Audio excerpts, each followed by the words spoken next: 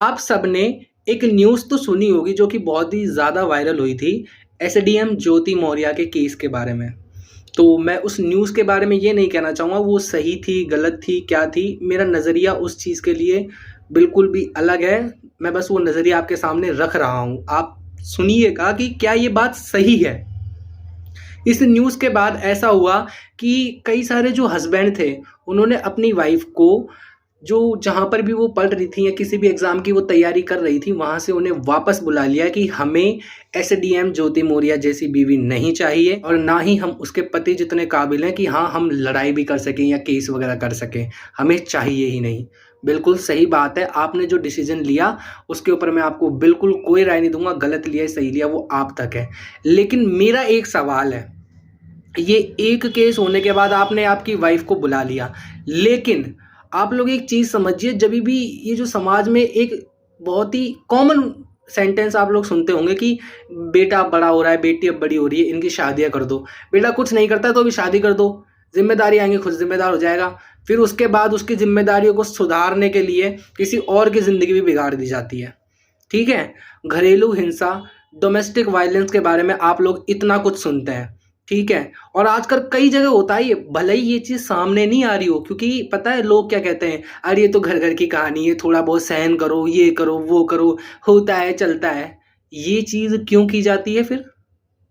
आपको एक एसडीएम से प्रॉब्लम है, लेकिन वहीं पे हज़ारों लाखों मर्द यही चीज़ कर रहे हैं, तब आप में से किसी ने कोई केस दर्ज नहीं कराया और दर्ज होते भी तो उन पे कितने मामलों पे सुनवाई होती है। कई-कई लोग तो ऐसे जो इस चीज़ को सालों तक सहते रहते हैं लेकिन बोलते नहीं हैं, आवाज़ नहीं उठाते हैं, क्यों?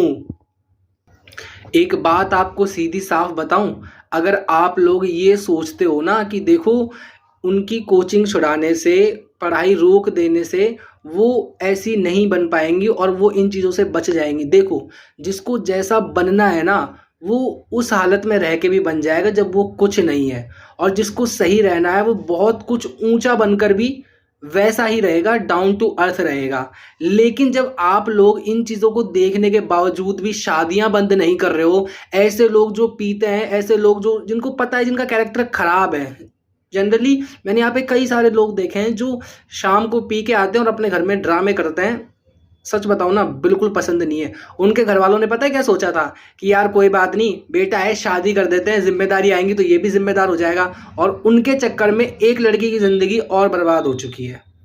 तो ये चीज़ बिल्कुल ही गलत है। अगर आप उनको पढ़ने से रोक रहे हो ना, तो सीधी-सी बात है भैया, जितने भी जो माँ-बाप है ना, वो एक चीज़ देख लो, अगर अपनी बेटी घर पे रह के खुश है ना, तो ठीक है उसको घर पे रख लो। लेकिन कम से कम ऐसे प्रपंचों में तो ना पड़े वो। अरे यार, जितने देखो उतने केस सुनने को मिलते हैं और हाँ, ऐसा बिल्कुल मत सोचिए कि मैं वैसे ही कुछ भी बोल दे रहा हूँ। नहीं, पूरी जो रिसर्च है उसमें कई सारे केसेस को पढ़ा है, उसके बाद आपको ये बात बोली गई है और हाँ, इसके लाइव प्रूफ मैं देख चुका हूँ अपने आस-पास के एरिया में कि कितना ज़्यादा इंसाफ हो रहा है।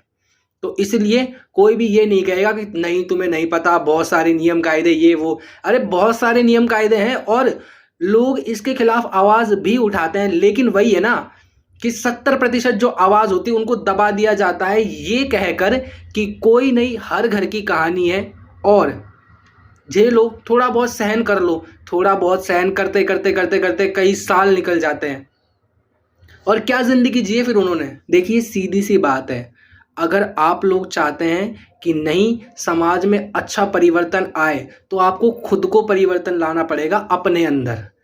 ठीक है? ऐसा कुछ नहीं होगा कि दूसरों की लाइफ़ कंट्रोल करने से आपकी लाइफ़ में कुछ अच्छा हो जाएगा।